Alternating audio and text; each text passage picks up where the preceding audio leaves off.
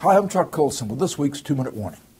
It's Black History Month, and in classrooms around the country, children have been learning about famous African Americans and their contributions to our culture. That's a good thing. But oh, I wish more kids would be learning something many of these men and women share. That is, the Christian faith. And they learn how it motivated their lives and their work. For example, did you know that Sojourner Truth, a great women's rights advocate and an abolitionist, was a devoted follower of Christ? She said, "The Lord gave me the name Sojourner," she declared, "because I was to travel up and down the land showing people their sins and being a sign unto them." At age 88, her dying words were, "Follow the Lord Jesus." And then there's Rosa Parks. Everybody knows she ignited the modern civil rights movement by refusing to move to the back of a bus.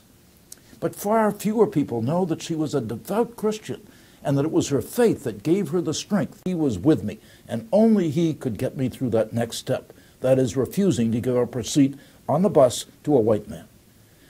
I'm a big baseball fan, I got to admit, and I'm glad our kids have learned a lot about Jackie Robinson's breaking the color barrier on the ball field.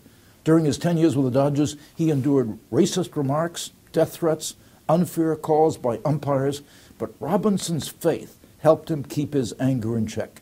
Every night he got on his knees and prayed for self-control. Most people know that George Washington Carver was a chemist and agronomist. Born a slave in 1860, he developed 118 derivative products from sweet potatoes and 300 from peanuts, including my favorite food, peanut butter. Thanks to his efforts, by 1940, peanuts were the second largest cash crop in the South. But go to his name in the encyclopedia and you will find no references to the most important aspect of his life, how his faith in God inspired his creativity. Carver once said, "I didn't make these discoveries. God has only worked through me to reveal to his children some of his wonderful providence." Great words. And don't forget the African-American faith heroes of today, men like Walter Huey in Oakland. I talked about him on Breakpoint recently, and you can find the link here at Colson Center.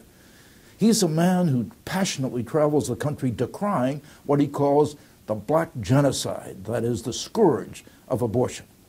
Stories like these are a reminder of what a central role the Christian faith has played in the lives of many great Americans, black and white. We Christians need to reclaim our cultural heritage from those who seem intent on erasing it from the history books and from Black History Month celebrations. So I urge you, before the month ends, make sure your own kids learn about the abiding faith of Sojourner Truth, Rosa Parks, Jackie Robinson, George Washington Carver, and of course the Reverend Martin Luther King. And consider donating some of these good biographies written about these people to local schools and libraries, biographies that tell the whole story. Our kids deserve to know not only of African American contributions to science, politics, and culture, but also of those individuals' commitments to Christ. I'm Chuck Colson. That's this week's 2-Minute Warning.